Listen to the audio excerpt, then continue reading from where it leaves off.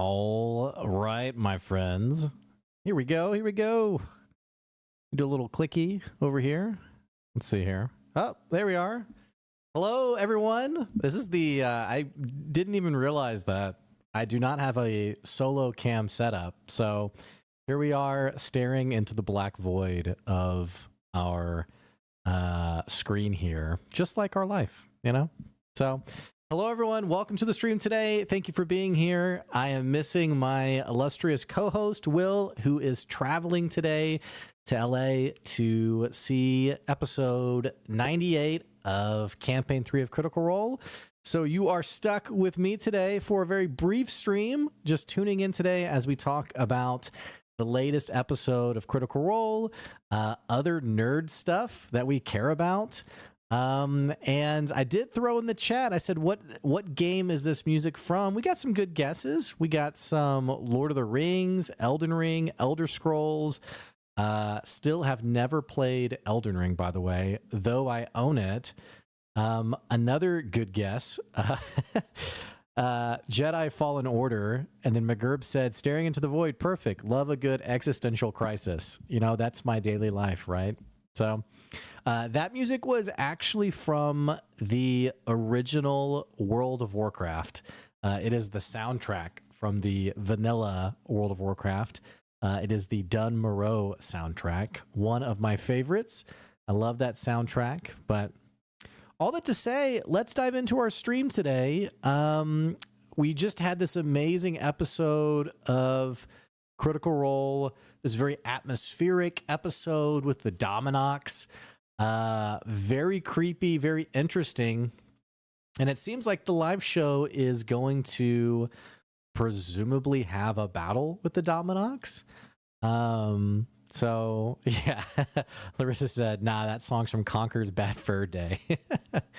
What a throwback. So yeah, me and Will, we didn't get a chance to really dive too deep into the most recent episode because he was getting ready to leave. I was trying to finish up some work. But one piece of discussion that came up, and I'm curious what you all think of this, is the roles of Brennan Lee Mulligan, who's the MC of the show and presumably a guest character, and Sam Riegel, who's listed as being present. Now, we've had a very, you know, those things where like you don't think anything of it, and then people start asking about it more and more, and so now you start to think about it more and more when you really didn't think it was a thing. What I mean by this is, you know, Sam's character is no longer on the show. I said that in as like spoiler-friendly way as possible. We all know what happened, right? So Sam, FCG is not on the show. And so I was like, yeah, Sam's taking a break. He's having a little bit of a summer vacation. Well, I started seeing like these random comments of like, what's going on with Sam? Is Sam leaving the show? Like hyperbole, right? Is Sam leaving the show? Like, what's going on? Where is Sam's character? Why has it been so long? You know, like all this kind of stuff. It's not unlike Travis's character, Chetney, where we had to wait several episodes before that actual character was on part of like the main cast. But I didn't think anything of this. But now I'm starting to be like, yeah, where is Sam Riegel? And even wondering if, you know, are we going to have Sam Riegel's new character in the live show tomorrow? Or are we going to get like a temporary character like he's playing? I don't think Sam would play the Dominox because he's so goofy. But I also wonder, like, could we get a super serious Sam? Old school game, by the way, serious Sam. My money, though, is we're going to have Sam present either as his permanent character or as maybe playing Tevin or maybe Essek. And then separately, I would guess Brennan is going to play the Dominox, but could also play, you know, what have you. So getting back to this episode, though, Alita said, I swear I think Taliesin was on it. They're doing what Ludinus wants. He needs Aor turned back on bad for something. I don't think Sam will be showing up, just a feeling. So maybe he's just listed on the cast, but he's not actually going to be present at the live show. He wasn't also in, did you guys watch the Daggerheart episode last night? He wasn't prepped there either. Gnome Saiyan said a Reddit theory was that he'll play a person trapped in those Aor stasis bubbles.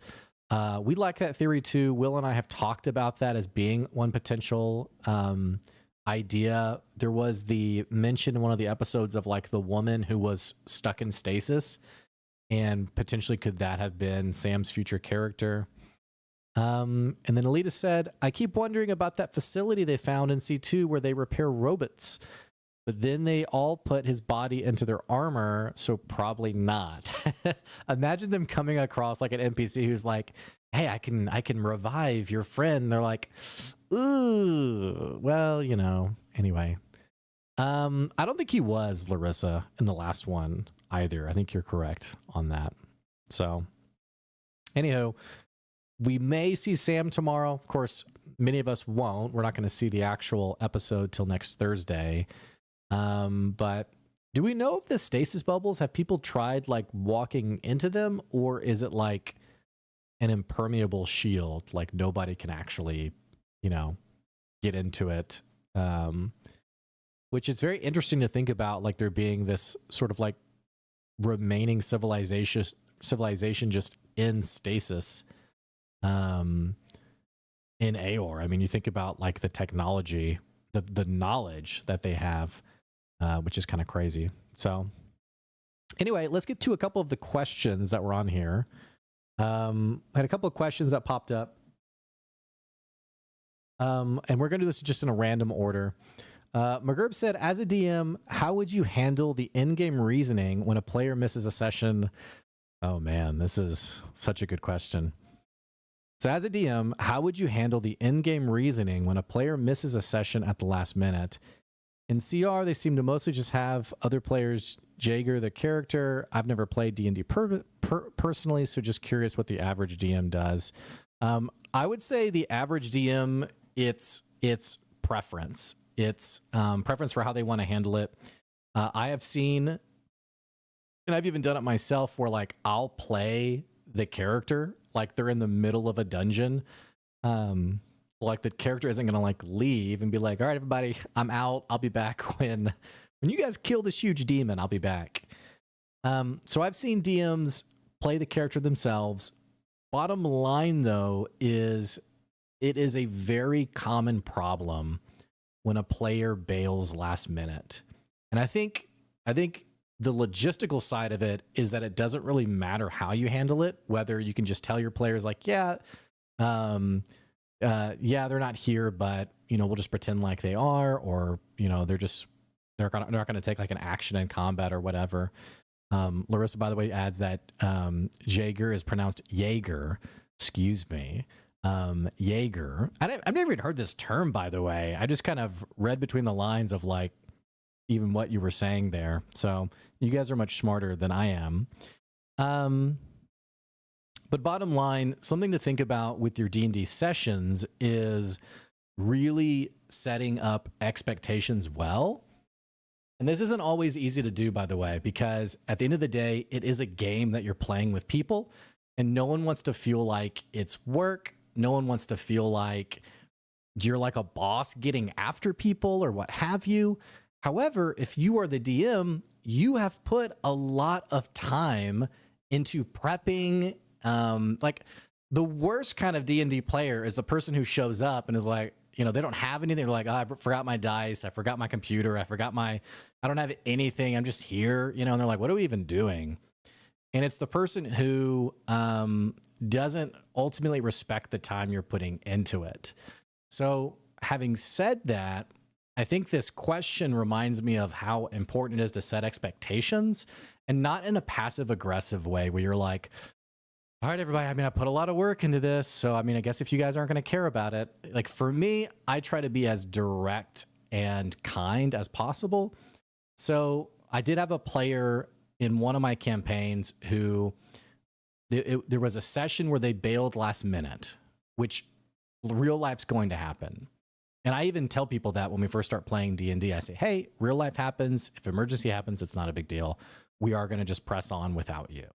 So that's the first thing I tell people is the session's going to happen regardless, because if 8 people have set their schedules up for this, especially like once you're an adult, it's just very disrespectful to everyone else's time to be like, Well, Joe's out. I guess we aren't meeting now, right? So it's like, we're going to play regardless. So real life's going to happen, but I had a player who they bailed last minute. Then another session, I had a player who they said they were running late. And so we kept waiting to start. And they ended up being like 2 hours late to like a 3-hour session. So it was kind of like, okay. And then another session after that where same thing, someone bailed last minute. And so what I try to do is I try to be as candid as possible with the person. So I was hanging out with the person who bailed and I said, hey, are you still liking the D&D campaign? And they were like, yeah, I'm loving it. It's amazing. It's all. And I said basically like, okay, well, the reason I'm asking is because, we've been playing a while. I've noticed that you have bailed a couple of times. And to me, it just makes me wonder if maybe you're not enjoying it as much anymore. And if that's the case, please don't feel like you have to keep playing. Because sometimes like it is a commitment and people can feel like I can't quit or I can't leave. So I try to always give people like natural outs. And he was like, oh my gosh, no, I'm so involved. I'm so engaged. Here's like what's been going on. Here's why I had to bail. Here's what happened. And it wasn't like someone being an irresponsible person. It was someone getting like hit in the face with real life is basically how it was. But being direct and honest with the person, it respects your time. It helps them respect their time. And ultimately you try to avoid these situations where someone does bail last minute. Having said all that, again, if you play D&D at all, you will find yourself in a situation like this where worst case scenario, a bunch of people bail last minute. Like the texts come in, I won't be there either. I can't make it either. And that's also a real punch to the gut, especially if you've been prepping a while for the session. Again, that all goes back to the original expectations you set for the campaign, especially if you're playing with like new players. I try to tell people in like the first session, hey, everybody, this is a commitment. This is what this looks like. We'll get together every couple of weeks or every, few weeks or what have you. There is a lot of work that goes into it. So I would just ask that you would respect everyone's time, yada, yada. And again, I try to say it in a way that doesn't come across as like condescending or so. Catching up on chat. Got a lot of chats here. So we'll pepper some of these, by the way. T. James said, do you think that if Bell's Hells defeats the demon that the engine might get powered back on? It might even power part of the city again. Ooh, I think this could be a great way for Sam's character to enter. That's a very interesting idea. I love the lore around this demon powering the engine, by the way. Really freaking cool idea. And hats off to Matt. Just very atmospheric episode, very interesting. And I'm very curious where we go from here. Gnome Saiyan said, alternate C3, Orem died, and the Hells put parts of his body on their armor. Just doesn't work quite the same, though. Yik Long Tay, I don't think Sam has a good grasp on Calamity lore. Four-sided die chatter makes me think so. So playing a Stasis member is not something I'd be excited about, IMO. Will and I talked about this in yesterday's episode. Every cast member has a different appreciation for the lore, and it just is what it is. By the way, if you've played D&D long-term, the same thing's true about your table. You will have people who you mention, like you had like this character who like had all these like this lore history about that character. And then like 15, 20 sessions later, you bring it in and the one person who's been tracking is like, no way. And everyone else is like, what is that? Who cares? Like, why do we even care about that? Like we had a one shot that we did where one of my players had like this city that they had created. And then like 30 sessions later, I brought that city back into the lore and basically said it had been destroyed, which the one shot was all about saving the city. And only the guy who created the city was like freaking out. Like, what happened? Everyone else was like, what is that city name? So it just happens. But Alita said, I had this in my episode airing tonight. She was a druid, so I wild shaped her and got her off screen, and I'll address it next session. This is referring to when a player is not present, by the way. And I apologize, guys, for bouncing all over the place. I'm just reading through chat. And similar to what Elitas just said, I did have a session where a player couldn't be there, and I basically had them get like abducted. I said we're like traveling through the dungeon, basically. Euroclidonus, it sucks when people just don't give a crap and they don't tell you what's up. And it's just honestly kind of a bummer for the table. It kind of hurts the vibe of the table for there to be people who are disengaged and really don't want to be there. So I prefer to address it head on. Yiklong T asked, how feasible is it to damsel an absent player PC like a kidnapping and rescue mid-game as a solution for latecomers? Great question. Early C1 Grog had that happen and Travis arrived later. And Elitist added, I've done that as well. It makes a fun side quest and gives you extra time to plot and scheme while they're dealing with the rescue. I think all of this stuff is totally fine. It's all really good ideas. Euroclidonus said, the Dominex's potential C4 baddie. I love that idea. And Gnome Saiyan said he could be Bolo's twin brother. Larissa said, Travis and Marish are the lore hounds. Man, Travis is like the ultimate lore junkie, which I love. And then Barb added, it's that Suicide Squad 2 scene where they couldn't remember a person on their own team. Anywho, so I was going to say something else, but I don't remember what it was going to be. But let's do this. Let's look at another question in the Discord. Which, by the way, if any of you guys are newer to DMing D&D or you have questions about that, happy to address those as well. I've been DMing not long, only about 3 years this August. And I have 2 campaigns, one that meets once a month and one that meets every 2 weeks. So a little bit of experience, but not a ton, but I can share what has worked for our campaigns. Larissa had a few questions that she asked. Let's go this in reverse order. She asked, how did the 5e Star Wars one-shot go? Can we get details? It went as well as a bachelor party D&D one-shot could go for a bunch of dudes in their 30s. So, you know, it's interesting. I have such a high standard for D&D for myself. Like, I watch Brennan Lee Mulligan and am constantly just amazed at how he runs through a session. Granted, Brennan has been DMing for 20 plus years. So all that to say, I crave an experience when someone plays D&D. It doesn't have to be serious, but I really want someone to walk away with that was an experience. That was fun. So having said that, I think I prepped the Star Wars one shot trying to like have these really meaningful plot threads. And then it dawned on me about 3 hours in that this is a bunch of dudes eating pizza and drinking beer who, you know, I could introduce to anything in the next room and they would have loved it, but they also aren't going to be, you know, they're not going to be, you know, transformed by the story. Yeah, no one's going to look back 10 years from now and say like, man, you know what? The direction I was heading in life changed when I played that Star Wars one shot at 1 a.m. at, you know, Alex's bachelor party. So having said that, I am really proud of some of the things that I did in the session. I basically took a bunch of D&D items and homebrewed them on D&D Beyond. So like I had like a short bow that I turned into like a blaster pistol and like adjusted some of that stuff. And it was a fun session. It was good. It just didn't quite get to the umph of what I was kind of where I was wanting it to go. And the other thing that was really interesting that was difficult was I made pre-made characters for the group because I didn't want to spend a lot of time choosing characters. And so there was about 10 characters to choose from for about 6 guys. And one of them was like the leader of the mission. And I'll do like a bigger deep dive, which Euroclidonus just said it perfectly. You wanted Lord of the Rings and the vibe was National Lampoon's. Such a great way to put it. That's exactly right.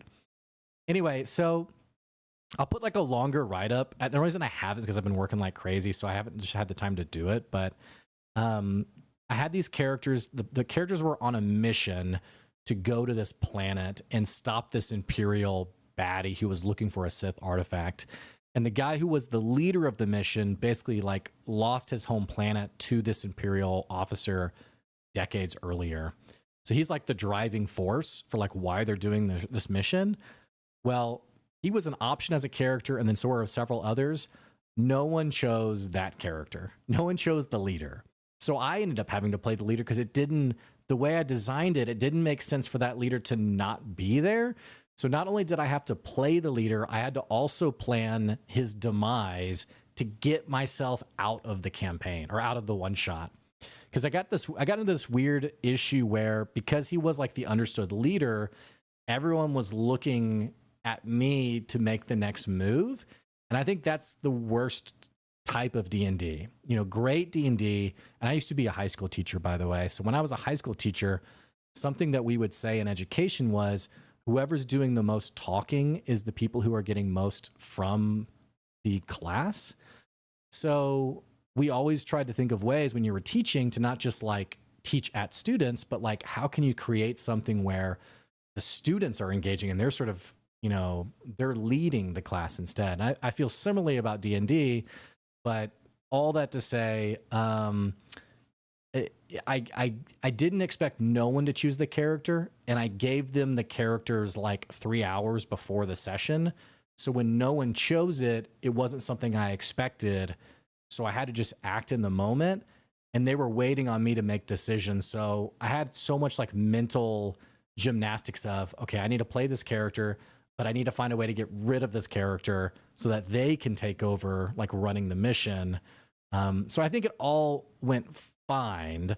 I think it was a good session, and they were like naturally like, oh, this was amazing, but I would have definitely done things a little differently in retrospect. So let's see. Travis says he has ADHD. You either struggle to pay attention or you hyper focus on obsessions. Clearly, Laura falls in the latter. That's very true, by the way. My wife has ADHD, and that would be a very fair assessment. Barb says, and is a great DM.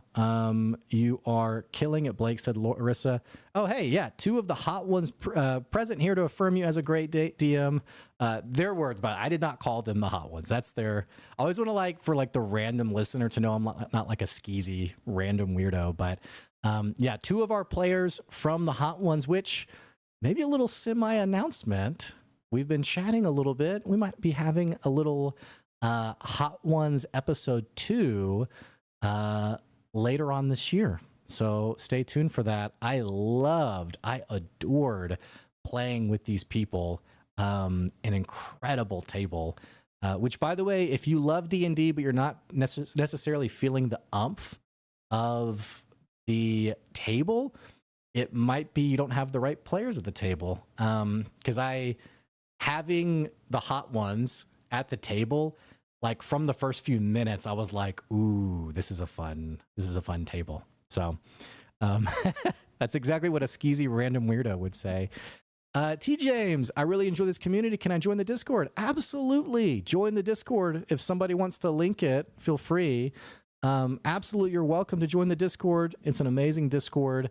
And we love having people present and chatting about D&D, Critical Role, and all those things. So moving on from there, predictions from the Bells Hells live show. We've kind of touched on this already, but presumably a battle with the Dominox, I would assume is going to be the climax of that, and probably figuring out what Ludinus is doing. And then lastly from Larissa, did you catch the Summer Game Fest, PlayStation Direct, or Xbox Showcase? Man, I have not. I've only been told like from someone else this stuff that I missed. Let's see what was announced at PlayStation Direct. I know there's something about Discord, which I was like, okay, cool. Let's actually look at the Xbox Showcase here, because there were some really interesting things that came from this. Okay, so let's go ahead and do a little screen share here. Let's see. Barb says Moira is going to come back hotter and dumber. That is like Britta in Community, by the way. I just feel like they went so hard as the seasons went on to making her as airheady as possible, and it was such a disappointment. So, okay, let's see here. Okay, ooh, yikes! Thing is, hang on, come back here. See if we can get this the right size. Come here. We're not talking in Discord. People are just, they're putting comments in the Pixelbits live stream channel is what they're doing. So, okay, so let's take a look at this and let's watch a couple of trailers. I guess the ones that are most interesting to me. So, I'd never played Doom. I know there's a lot of positive hype around this game. Did they give a trailer for it? Let's see if we can find it. Man, there is so much emotional energy around a lot of these games, by the way. And by the way, I've never played Flight Simulator, but it's so interesting to me, people who love this kind of game and like Farming Simulator. And I mean, I don't know, but I did see the Diablo trailer, by the way. Ooh, that was a little intense. So we're going to come back to Dragon Age because I want to talk about that. I'm trying to find this is it right here. Let's check this out real quick.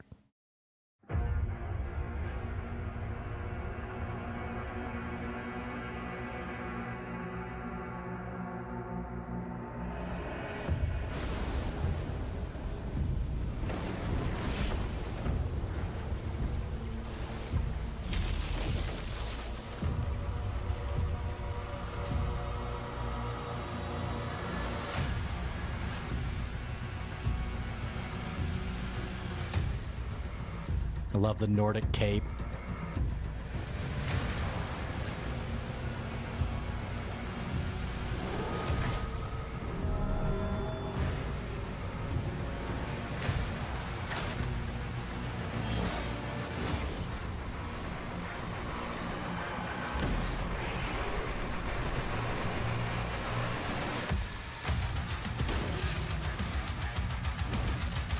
Oh my gosh.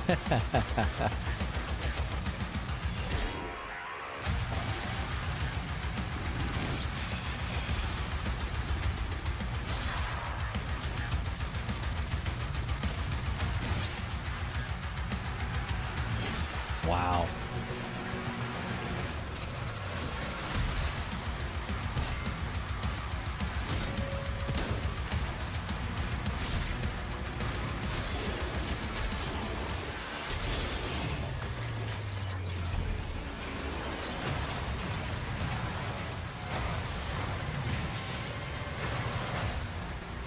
What the heck, dude? Okay, that looks so stupidly awesome. I never played the first two, but I know people loved it.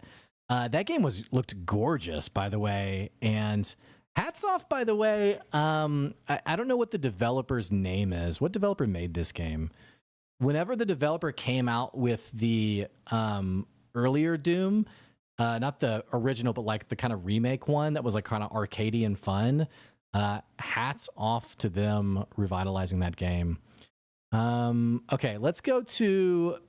We won't watch the whole thing. By the way, I'm a huge WoW junkie, so I'm excited for War Within. We mentioned Diablo already. Let's look at heard good things about Fable. Let's come back to Fable.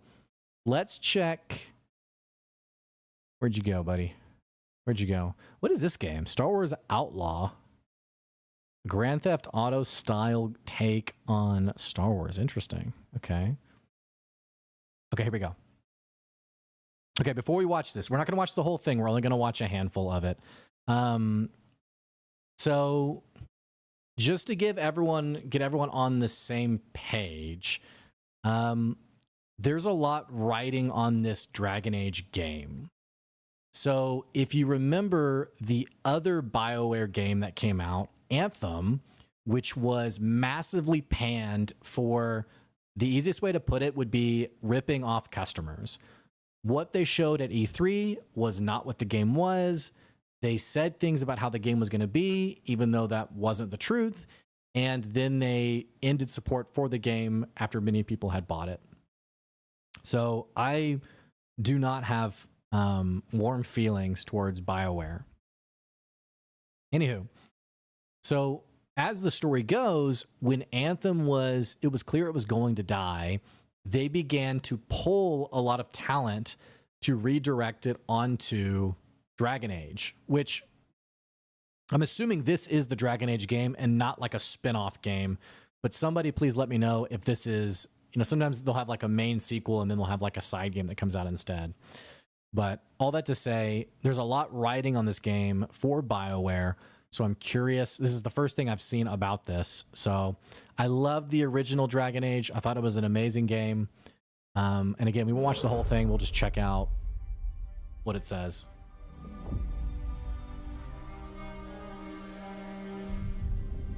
See, I already can't trust this. Same thing with Anthem, by the way. I hope Nev's as good at finding people as you claim. She's the best damn detective I've ever met. If she says she's got a lead on Solus, I believe her.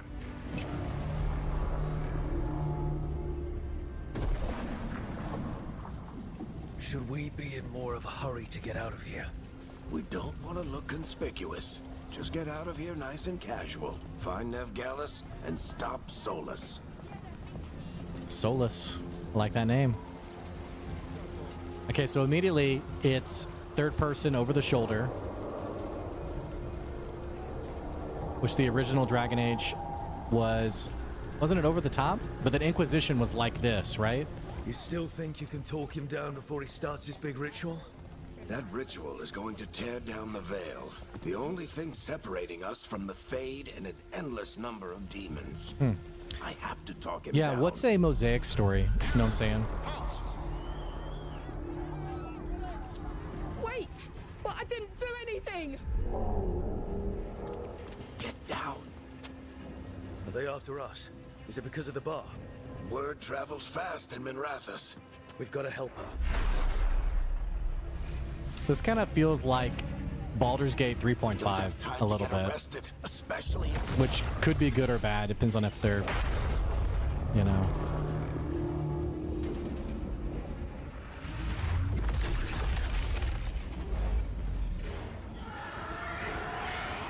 Oh, crap. We're too late. The ritual started. But if we hurry, we can still stop Solus before it finishes. Soon. Let's go. Parting's this way.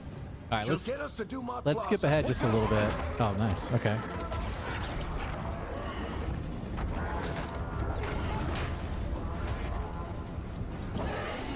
Is Solus summoning demons on purpose? My guess is the veil is weakening, and they're slipping through the cracks. And when the veil comes down completely? And the whole world is going to look a lot like this.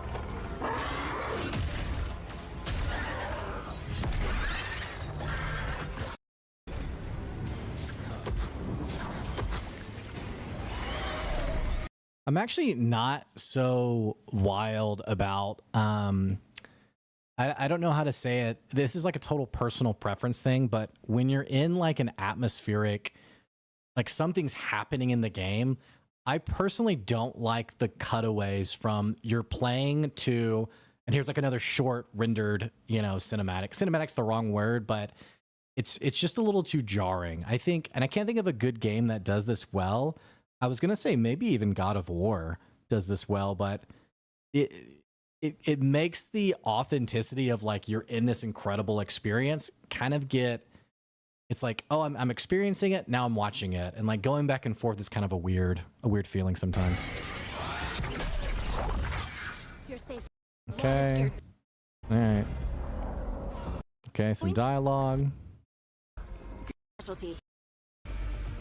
Demons. Here they come. Okay, here we go. Here's combat.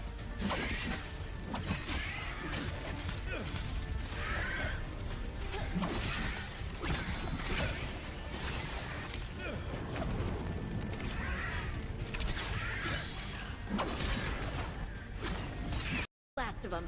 Solus always. That's cool.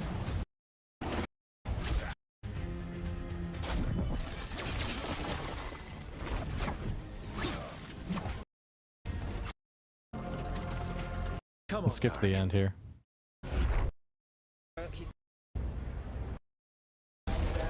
Sorry guys, I meant to be annoying. I haven't seen this, so, but I also don't really want to spend too much time on it. All right, I get it. Yeah, yeah, it's interesting. I'll probably see what people think about it, and if people really like it, I'll play it. My like OG game was Baldur's Gate 1, so like I don't dislike this style of game. I like this style of game. I own Baldur's Gate 3 even though I haven't played it. So yeah, it's kind of a dated game design style, the cutaway into a scene. I think it happened a lot up to mid 2010. Yeah, I'm just not wild about it. I think it's there to tactically hide loading screens. Yeah, that's actually a really great point. Squeezing through the cracks like in The Last of Us and God of War. A bit of lore in the DA worlds. Each century is like a defined age, and each age is represented by something. Like the last century was the Steel Age, dominated by war. Dragon Age, dominated by, well, dragons. Okay, interesting. Okay, well, yeah, I'm curious to see like where this goes from here. Let's see what other games are on here. This Assassin's Creed is interesting, I guess. Prince of Persia. I hate announcement trailers like this, by the way. It drives me crazy. Let's check the Gears of War one.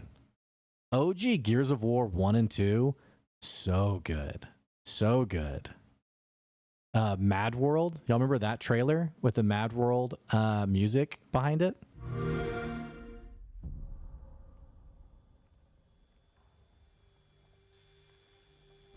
E-Day is Emergence Day, where it all fell apart.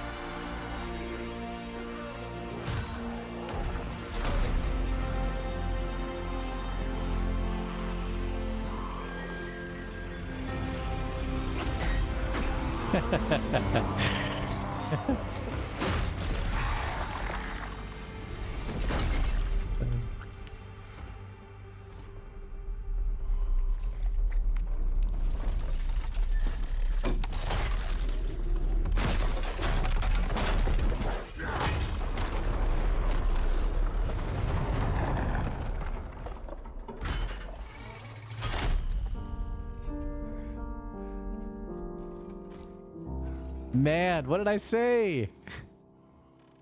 Mad World, the music. I had not seen this trailer.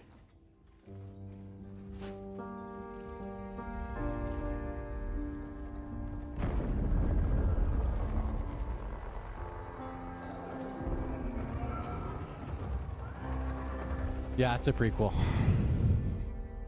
Dude, game devs love nostalgia. I mean, like, this is like the trump card for game devs is yeah, how can we get that nostalgia? Think about Diablo 3, how like Diablo 3 was like 90% past bosses and like, you know, random things like that. So I'm not necessarily knocking it. I'm just like we love our nostalgia, you know? Okay, that's funny. That's really cool.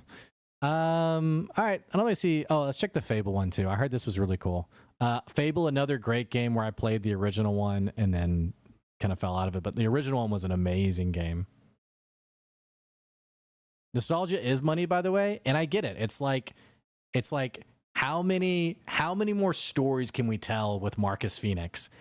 Which is, it's like, I get it. You love a character, you want to see more of the character, but there's also like, what other stories can we tell? I don't know. What am I saying? This is from the guy. I mean, I play every Zelda game, and it's all.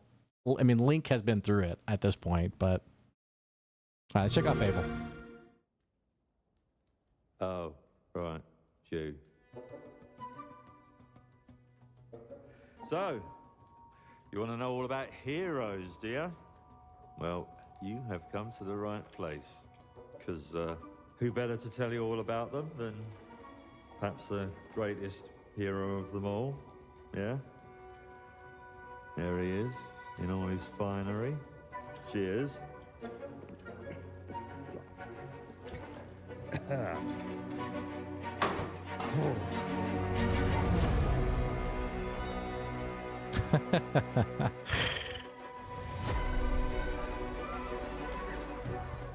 I mean, sure, you get your mega fans, You are like literally my favourite person. your haters, It's like a fan club, but we hate you. your chancers, and the occasional giant toad, for some reason.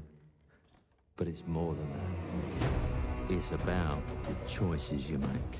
I'm a hero. I should do what I want. You thought you could save her? You know, it's your life and death stuff. That's what defines you, doesn't it?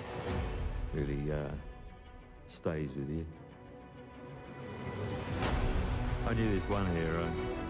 I took her in when she had nowhere else to go. Welcome to the most exclusive club in all of Albion. Thought I'd get her out there, make the most of her gift. But you know what it's like when you're young and you have a point to prove. I tell you, this kid, she had it all. The skill, the talent, the power. She was something else, all right. She was terrifying. So, yeah, I knew this girl once who made all the wrong choices. Humphrey? She's back.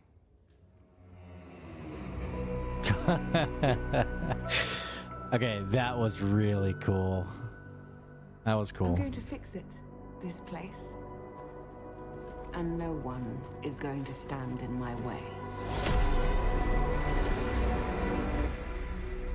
Okay, I'm really excited for that game. That was, yeah, she was really cool too. Yeah, if anyone played the original Fable, Fable originally just had such a different style from like a Dragon Age or Baldur's Gate game, and that was cool. I'm really interested in that game for sure. I don't know. By the way, like today's like the facial capture is so freaking good. When you're young, Like I think of that one, and if you guys didn't see the Diablo here, whoop, without like scarring anyone, here we go.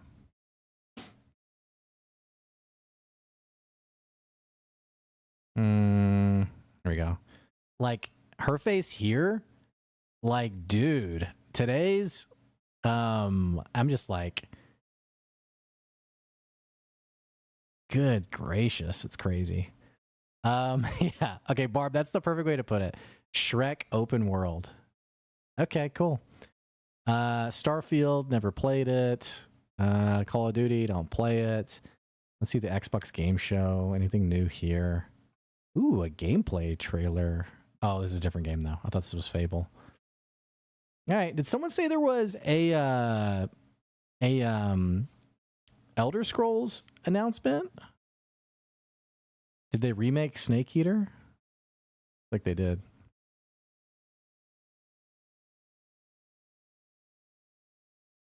Oh, new Elder Scrolls Online. Okay. All right. Well, I think that's it. Elder Scrolls Online. Yeah. All right.